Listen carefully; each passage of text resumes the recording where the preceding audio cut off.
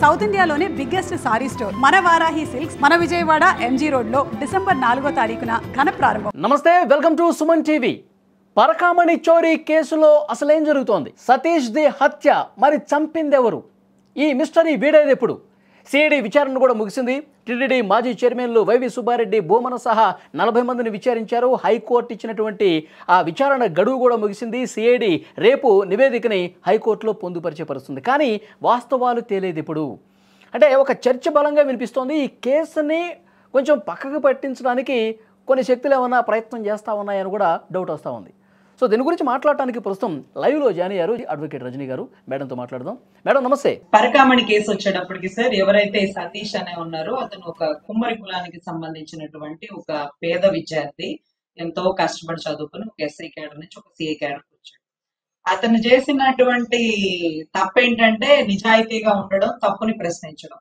ఈ పరకామణి చోరీ అనేది వాళ్ళకి జరిగింది కాదు, ఒక 5 ఏళ్లలో జరిగింది, అంతకంటేనూ కాదు. ఎందుకంటే పరకామణికి సంబంధించినటువంటి ఎవరైతే డబ్బులు కౌంటింగ్ చేసేటటువంటి వ్యక్తుల స్థాయి, జీతాలు, బత్యాలు అంతా మాకు లెక్క తెలుసండి.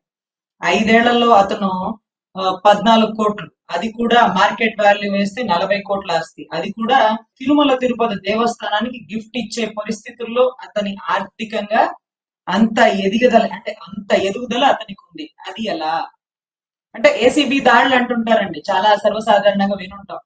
చిన్న చిన్న ఎంఆర్ఓల మీద, ఎండిఓల మీద, ఆర్డిఓల మీద, కలెక్టర్ల మీద కూడా ఏసీబీ దాడులు చేస్తుంటారు.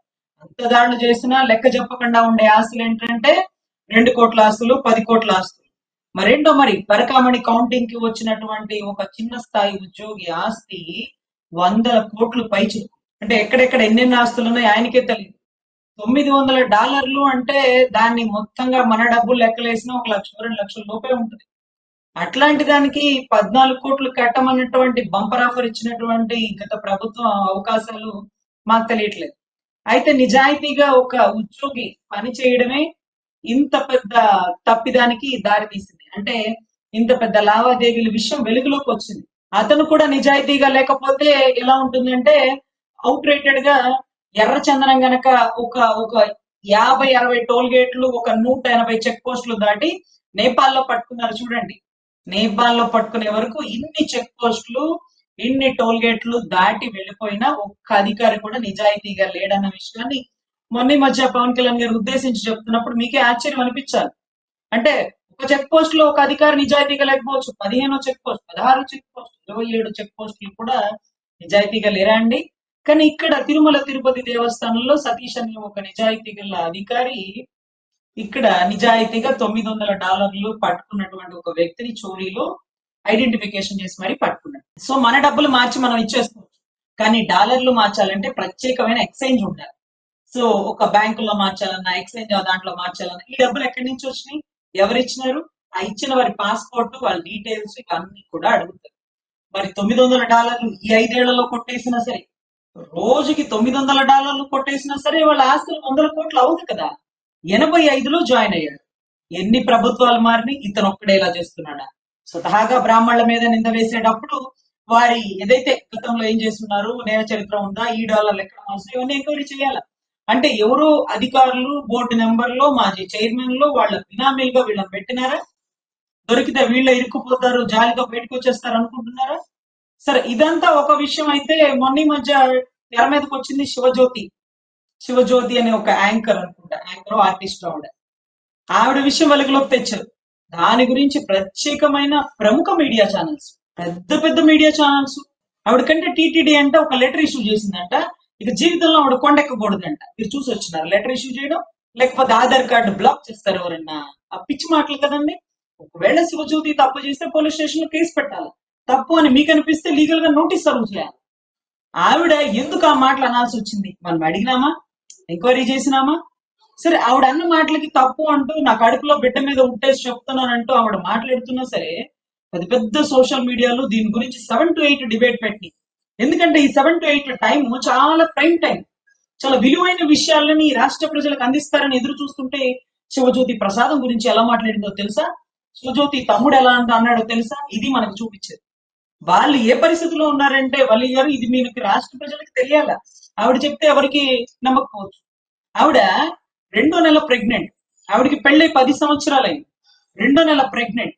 ఇన్ని సంవత్సరాల తర్వాత 7 శనివారాల వ్రతం చేసుకున్నాను. స్వామివారి సంకల్పంతో నాకు బిడ్డ కలిగింది. ఈ రెండో నెల ప్రెగ్నెంట్ కన్ఫర్మ్ అయిపోగానే మళ్ళీ ఎప్పుడు వస్తానో తెలియనంటూ కొండకొచ్చింది. కొండకొచ్చింది కదా అంటే వాళ్ళకి కొండకొచ్చి వాళ్ళందరూ 10,000 రూపాయల టికెట్ ఏదో పెట్టుకుంటారు. ఆ 10,000 ఇస్తే టికెట్ వచ్చేస్తుంది, అప్పటికప్పుడు మనం వెళ్ళిపోవచ్చు అన్న ఉద్దేశంతో. పాప ఆవిడ ఫ్లైట్ టికెట్స్ బుక్ చేసుకుని 10,000 టికెట్ రేపు పొద్దున వెళ్ళగానే లైన్ లో నుంచి వచ్చేస్తుంది, దర్శనం చేసేసుకుందాం అని వెళ్ళిపోయి టికెట్ కూడా అప్ అండ్ డౌన్ బుక్ చేసేసుకుంది. కానీ అక్కడికి వెళ్ళాక 10,000 రూపాయల టికెట్ కి రెండో నెల ప్రెగ్నెంట్ గా ఉన్న అమ్మాయి తెల్లవారుజామున 3ంటికి లైన్ లో నుంచి 9 వరకు వెళ్ళినా ఆవిడ వరకు వచ్చో లేకపోతే ముందు వరకు వచ్చో లేకపోతే అంత ముందు వరకు వచ్చో ఆగిపోతుందట. 2 రోజుల నుంచి అదే చూస్తుందట. ఇక లేట్ అయిపోతుంది, ఇలా కాదు స్వామివారి దర్శనం ఎలా అయినా చేసుకోవాల్సిందే అని 10,000 రూపాయల టికెట్ కూడా దొరకని పరిస్థితుల్లో 300 రూపాయల టికెట్లు ఎవరి ద్వారానో మాట్లాడుకుని ఒక 300 రూపాయల టికెట్ ముగ్గురు మనుషులు ఎట్టకేలకి 3 రోజుల తర్వాత 300 రూపాయల టికెట్ తీసుకుని క్యూ లైన్ లో వెళ్ళి స్వామివారి దర్శనం చేసుకున్నారు. సో ప్రసాదాన్ని వాళ్ళు అన్న మాట ఏంటంటే ప్రసాదం అడుక్కుంటున్నాడు చూడండి వీడు కాస్ట్లీ బెద్దరు అంటూ ఒకరికొకరు మాట్లాడారు. తర్వాత కాస్ట్లీ దేవుడు అని కూడా మాట్లాడారు. అంటే 10,000 రూపాయల టికెట్ ఇచ్చినా స్వామివారి దర్శనం దొరకలేదంటూ కూడా వాళ్ళు మాట్లాడారు. కోర్స్ 10,000 దర్శనం 10,000 రూపాయల టికెట్ ఇచ్చినా స్వామివారి దర్శనం దొరకలేదు 2 రోజులు. 3 రోజు 300 రూపాయల టికెట్ పెట్టారు. Second month pregnant. ఇప్పుడు ఎన్నో మంత్ నాకు ఐడియా లేదు, అసలు ఈవిడ ఎప్పుడు వెళ్ళిందో కూడా నాకు తెలియదు. నా బాధల్లో ఏంటంటే కడుపుతో ఒక బిడ్డ ఉన్నప్పుడు ఒక తల్లిని ఇంత మానసిక క్షోభ పెట్టాల్సిన అవసరం లేదు కదా. తప్పు వాళ్ళు ఒప్పుకున్నారు, క్షమాపణ అడుగుతుంది. నేను స్వామివారిని బాగా ఎక్కువగా పూజిస్తాను, ఇలా మాట్లాడడం తప్పు, తెలిసి చేసిన తెలియక చేసిన, నా బిడ్డ మీద ఉంటూ అంటున్నా సరే పెద్ద పెద్ద సోషల్ మీడియాలో అదే పనిగా పెట్టుకుని మాట్లాడాల్సిన అవసరం ఏముంది? దీనివల్ల రాష్ట్రానికి వచ్చిన నష్టం ఏముంటుందండి? ఆమె క్షమాపణ చెప్పిన తర్వాత అంతటితో క్లోజ్ చేసేస్తే అయిపోయేది. మళ్ళీ ఆమె బ్లాక్ చేసేసారు, ఆమె మళ్ళీ తిరుపతి దర్శనానికి వెళ్లకుండా చేసేస్తామని చెప్పి విపరీతంగా ప్రచారం చేశారు. ఏటీటీడీ దగ్గర నుంచి ఇన్ఫర్మేషన్ తీసుకుని వాళ్ళు టీవీ డిబేట్ ఛానల్లో పెట్టారో నాకు తెలియట్లేదు. ఆవిడకి అసలు ఏటీటీడీ నుంచి ఫోన్ వచ్చిందో లేదో కూడా తెలియదు. అది అసలు ఎలాగ ఆవిడ కనీసం ఒక మాట అడిగినారా? మీకు బ్లాక్ చేసినారా, దర్శనం ఆపేసినారా, స్వామివారిని తిట్టిందా అండి? స్వామివారి ప్రసాదాన్ని టిష్యూ పేపర్ లో వేసిన వాళ్ళని మనం ఏమి చేయలేం. స్వామివారి సెట్టింగ్ ఇక్కడ ఆంధ్రలో దించిన వాళ్ళ గురించి మనం మాట్లాడకూడదు. సో వీటన్నిటికంటే మించి కోట్ల డబ్బులు దేశాల వాళ్ళు స్వామి మీద ప్రేమ అభిమానం భక్తితో ఇచ్చిన డబ్బులు దారి మళ్ళుతుంటే మనం మాట్లాడుకోవాలి.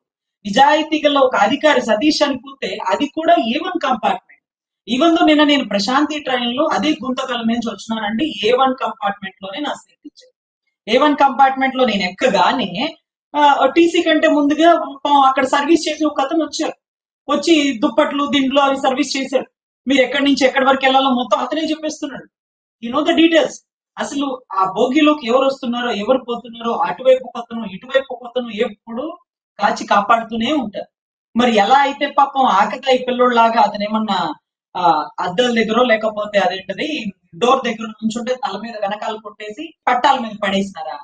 అంత తేలిగ్గా ఇది జనరల్ కంపార్ట్మెంట్ లో జరిగినటువంటి తొక్కిసలాట్లు అనుకుంటున్నారా? A1 కోచ్ లో ఎవరెవరు టికెట్ బుక్ చేసుకుంటారు, పక్కవారెవరు, ఎవరు గేట్ల కాడ నుంచి ఉంటారు, ఇవన్నీ కూడా ఎంక్వైరీ చేస్తారు.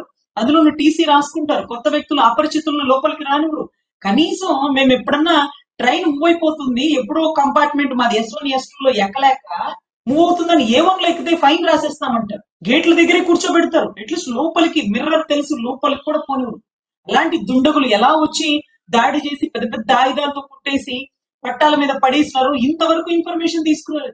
అఫ్ కోర్స్ జగనే కానీ 1% అన్న గవర్నమెంట్ నెగ్లిజెన్సీ లేదా అండి? అంత పెద్ద భానుప్రకాష్ డైరెక్టర్ గారు ఉన్నారు. ఆయన కన్నీటి పర్యంతం పెట్టి దేవుడి విషయాలు బయటకు చెప్తే ఇవాళ ఉంటాను రేపు ఉంటానో ఉండనో నా పరిస్థితి అలాగుంది అంటూ భయపడి బాధపడి కుటుంబాల వారు కూడా భయపడిపోతున్నారు అనేంత భయంకర విషయాలు స్వామివారి కొండకు సంబంధించి ఏం జరుగుతున్నాయి ఆంతరంగికంగా. సో అతను అంత భయపడిపోతున్నప్పుడు ఏది సైరన్ కారు గన్మెన్లు ఉండే వ్యక్తి, పెద్ద పెద్ద వాచ్మెన్లు ఇంటి ముందు ఉండే వ్యక్తి, ఆయనే భయపడుతుంటే ఒక సాధారణ ఉద్యోగి కేసులో కీలకమైన వ్యక్తికి మనం బందోబస్తు కల్పించాలన్న కామన్ సెన్స్ మనకు ఉంటుందా అండి? కనీసం కల్పించలేకపోయాం, చనిపోయాడు. దానికి కారణాలు రేపు ఏం రిపోర్ట్ ఇస్తారండి? టీటీడీకి సంబంధించిన ఒక కౌంటర్ వేయమంటేనే డేట్ దాటిపోయాక వేయకపోతేనే హైకోర్టు నుంచి చివాట్లు పెట్టారు. మీకు టైం తెలియటం లేదా, లేకపోతే కోర్టు అంటే నెగ్లిజెన్సీగా ఉందా? ఇదే లాస్ట్ వార్నింగ్, ఈ టైం కల్లా మీరు కౌంటర్ వేయాల్సిందేనంటూ హైకోర్టు నిలదీసింది. సో అక్కడ అసలు ఏం జరుగుతుందో మాకు తెలియట్లా. శివజ్యోతి ఇంపార్టెంట్ టాపిక్, కుంపలు మునిగిపోయే టాపిక్ అంటే పిచ్చుకల మీద ఎందుకు బ్రహ్మాస్త్రాలు? కడుపుతో ఉంది కదా, ఆ కడుపులో ఉన్న బిడ్డ, ఈవిడ ఆలోచనలన్నీ ఆ బిడ్డ మీద పడతాయి కదా. ఒక పసి బిడ్డని, ఏమీ తెలియని అమాయకపు బిడ్డని సోషల్ మీడియా అంతా వేధిస్తున్నట్టే కదా. అవసరమా మనకి? రాష్ట్రం అల్లకల్లోలం అయిపోతుంటే అయి పట్టుకోము. ఆంధ్ర రాష్ట్రం చూస్తే ఇలా ఉంది, తెలంగాణ చూస్తే ఐబొమ్మకి సంబంధించిన ఒక వ్యక్తి మీద కేసులు నమోదు. అవును, ఇక తెలంగాణ రాష్ట్రంలో ఏ డ్రగ్ కేసులు లేవు, ఏ మర్డర్ కేసులు లేవు, ఏ రేపుల కేసులు లేవు. సజ్జనర్ గారిని అపాయింట్ చేసింది కేవలం ఈ ఐబొమ్మ వీరుణ్ణి దగ్గరుండి అరెస్ట్ చేసి కేవలం డైరెక్టర్లకి, ప్రొడ్యూసర్లకి న్యాయం చేయమని ఈయన అపాయింట్ చేసినారా? ఈయన రిటైర్మెంట్ అప్పుడు దగ్గరకు వచ్చినప్పుడు ఎందుకు అపాయింట్ చేసినారు? రాష్ట్రంలో ఎక్కడెక్కడ సైబర్ క్రైమ్ జరుగుతున్నాయి, ఎక్కడెక్కడ మర్డర్ కేసులు జరుగుతున్నాయి, ఎక్కడెక్కడ ఆడపిల్లల మీద వచ్చారు, ఇవి కదా పట్టుకోవాలి. ఐబొమ్మ వీరుడు ఇతనికి ముఖ్యం. సరే పోనీ, అది పట్టుకున్నారు. ఆంధ్ర చూస్తే శివజ్యోతి అట, శివజ్యోతి హాట్ టాపిక్ అట. శివజ్యోతి గారి గురించి పెద్ద పెద్ద మీడియా ఛానల్లో పెద్ద పెద్ద లీడర్లు, సెంట్రల్ పర్సన్ లీడర్లు వచ్చి చెప్పుతో కొడతాం, చేతితో కొడతాం. ఆమెను కొట్టే బదులు స్వామి సొమ్ముని దేశాలు దాటించి దారి మళ్లిస్తున్న వారిని పట్టుకుని అరెస్ట్ చేయొచ్చుగా. మీరు కొట్టక్కర్లా, కొట్టే అధికారం మీకు లేదు. మీరు అట్లీస్ట్ అరెస్ట్ చేయొచ్చు కదా. ఈ రోజుకి వైవి సుబ్బారెడ్డి పిఏ లేకపోతే ఇంకొక చించాలు గెరెట్లని పట్టుకు తెస్తారు, కానీ పెద్ద పెద్ద కీలక వ్యక్తులు తీసుకురారు. అసలు కీలక వ్యక్తి ఒక పార్టీలు కాదు, ఒక వ్యవస్థలు కాదండి. 85 నుంచి పరకామణిలో అతను పనిచేస్తున్నాడు కాబట్టి ఎన్నో ప్రభుత్వాలు దారి మళ్ళీ. సో దీంట్లో నాకు తెలిసి సిట్ కంటే సిఐడి కంటే సిబిఐ బాగా పనిచేస్తుందేమో. సిబిఐ పనిచేస్తేనే విలువైన విషయాలు వెలుగులోకి వస్తాయంటే ఎన్నో ప్రభుత్వాలు దాటిపోయినాయి కాబట్టి. సో మన తప్పు ఉంటే మనం ఎందుకు బయట పెట్టుకుంటాం? ఇంకొకళ్ళు తప్పుని కదా బయట పెట్టింది. జగనే జగనే జగనే. కానీ మన నెగ్లిజెన్సీ లేదా? 1% అన్న గవర్నమెంట్ నెగ్లిజెన్సీ లేదని మనం ఒప్పుకోవా? ప్రతి ఒక్కరికి సెక్యూరిటీ ఎలా ఇస్తారండి అంటూ కొంతమంది మేధావులు మాట్లాడటం. ప్రతి ఒక్కరికి ఇవ్వనక్కర్లేదండి. ఆ విలువైన సమాచారం తెలిసిన వాళ్ళకి మాత్రం మీరు ప్రోటోకాల్ కల్పించాలా. నిన్న మొన్న దీన్ని ప్రశ్నిస్తున్న జర్నలిస్ట్ అండి, ఒక అతను తిరుపతి వ్యక్తి, అతను హైకోర్టులో పిటిషన్ వేసుకున్నారు సతీష్ గారు చనిపోయాక. నాకు రక్షణ కల్పించండి, నేను ఒక సాధారణ జర్నలిస్ట్ ని, ఒక చిన్న స్థాయి ఇంట్లో ఉంటాను అలిపిరిలోని. అలిపిరి పోలీసులకి హైకోర్టు నుంచి డైరెక్షన్ వస్తే వాళ్ళు ప్రొటెక్షన్ ఇస్తున్నారు. అంటే అతను కూడా వెళ్ళి నాకు ప్రొటెక్షన్ ఇవ్వండి అడగల. మనకి కనీస బాధ్యత లేదా? సరే, ఆ ప్రభుత్వంలో కేసులు మాఫీ చేస్తున్నారు, 14 కోట్లకి యాక్సెప్ట్ చేసేస్తున్నారు. మన ప్రభుత్వం వచ్చిన 16 నెలలు ఆ 14 కోట్లు క్యాన్సిల్ చేసి ఆ 14 కోట్లు ఇచ్చిన వ్యక్తికి 100 కోట్ల ఆస్తి ఎలా సంపాదించాడు? ఆ 14 కోట్లు కరెక్ట్ గా 40 కోట్ల ఆస్తి ఎలా అయింది అతనికి? అది ఇవన్నీ ఎలా వచ్చినాయి? ఏసీపీ దాడులు మనం ఎందుకు చేపించలేదు? హైకోర్టు చివాట్లు పెట్టే వరకు మనకి తెలియదా మన బాధ్యతలు? అంటే కేసు మనిష్టమే, ఒకళ్ళు వేసుకోవడం ఒకళ్ళు తీసుకోవడం మనిష్టమే. ఇక్కడ పోయింది స్వామి. ఇప్పుడు ఈ సాక్షుల్ని చంపే సంస్కృతి గత కొంతకాలంగా నడుస్తూనే ఉంది. ఎప్పుడు పరిటాల రవి హత్య కేసు దగ్గర నుంచి మొదలు పెడితే మొన్న వివేకానంద రెడ్డి హత్య కేసు, ఇప్పుడు ఈ కేసు. అంటే సాక్షుల్ని చంపుకుంటా పోతా ఉన్నారు ఒక పక్క, మరోవైపు ఈ కేసు ముందుకు సాగకుండా పోతున్నటువంటి పరిస్థితులు కనిపిస్తున్నాయి. ఇప్పుడు చైర్మన్లు, మాజీ చైర్మన్లు కూడా విచారించారు. ఏమన్నా అతి త్వరలో ఏమన్నా బయటకు వచ్చే అవకాశం కనిపిస్తుందా? అసలు దోషులు, నిందితులు ఎవరో తెలిసే అవకాశం కనిపిస్తుందా? ఎట్లా చూస్తారు ఒక అడ్వకేట్ గా? దీంట్లో సాక్షుల్ని చంపుతారు అన్నారు కదా, అందుకనే నేను ఎన్నో మార్లు అనుకున్నాను రవికుమార్ గారికి రక్షణ కల్పించాలి అని. కానీ ఇక్కడేమైంది చూస్తున్నారా? సాక్షిని పక్కన పెట్టి కేసు వేసిన వారిని చంపేశారు.